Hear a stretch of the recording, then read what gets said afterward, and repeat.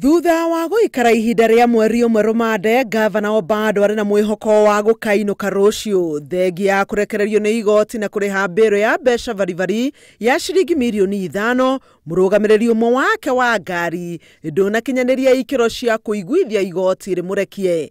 Mathaa ma igoti mathirire mbere ya wakiri wa Obado arikite mihango yothe, na kwa uguo Gavana acokio rumande njera-ini ya Industrial Area Nairobi. Riria akurekagio ni mucirithania Jesse Receipt, Gavana Obado ni arutĩirwo mikana iria agĩrĩire guthingata nginyagia rĩrĩa cira wake ugathikĩrĩrio.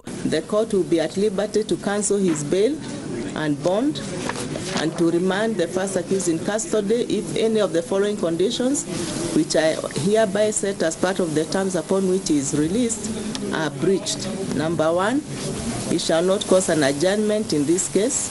Obado oho ni athĩtwo kuneana passport yake kuri ruhonge rwa uthuthuria na tho ekinyagie mbere ya munini wa mwandiki wa igoti rita rimwe o mweri. He shall not intimidate the parents, siblings or other close relations of the deceased. He shall refrain from mentioning or discussing the deceased or this case in any gatherings or political meetings, whether public or private. Michael Oyamo uria ni muteithĩrĩria wa Obado na Caspar Obiero uria ni karani thirikari-inĩ ya Migori matinarekererio ni igoti gukĩrĩkana maya kuhotomia uthuthuria uria urathie na mbere. Mucirithania Jesse Receipt ona kuri oguo augĩte Oyamo na Obiero mena kihoto gĩa gucokia cira ucio riko. So I find that there are compelling reasons not to grant the second and the third accused bail at this stage.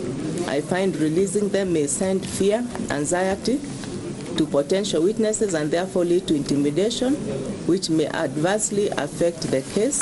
Obado arakuruhanio na kũragwo kwa ũrĩa warĩ mũrutwo wa University ya Rongo, Sharon Otieno. Obado agacokio igoti-inĩ tarĩki 14 mweri wa kerĩ mwaka tũrorete, no cira wake ũgathikĩrĩrio gatagatĩ ga tarĩki 6 na tarĩki 17 mweri-inĩ wa gatano mwaka-inĩ wa 2019.